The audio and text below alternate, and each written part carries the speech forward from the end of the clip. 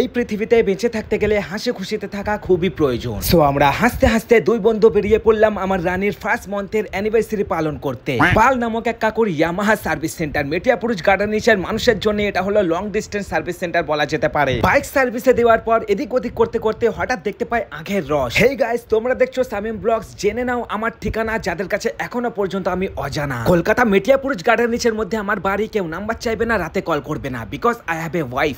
শুধু service centre নয়, পাশাপাশি এখানে ইয়ামাহা শোরুমও পেয়ে যাবে। প্রথমে যেটা আমাদের চোখে পড়লো সেটা হলো R15 ভার্সন 4 এর নিউ মডেল। তার মধ্যে অনেক রকমের কালার অপশনও দেখা যায়, যার মধ্যে সবথেকে সেরা আমার হোয়াইট কালারটাই লাগে। তারপর এখানে দেখলাম অন্যান্য ইয়ামাহা স্কুটিও अवेलेबल আছে, রাইডিং টি শার্ট থেকে নিয়ে রাইডিং জ্যাকেটসও अवेलेबल আছে। শোরুম থেকে কিছু না কিনে বাইরে এসে সার্ভিস সেন্টারে যাওয়ার পর হঠাৎ দেখি বৃষ্টি এসে আমার রানী ফ্রিতে ওয়াশ হয়ে যায়। আমার রানীকে ভালো লেগে থাকলে লাইক কমেন্টের সঙ্গে টুকুস করে ফলো করে নাও ভাই।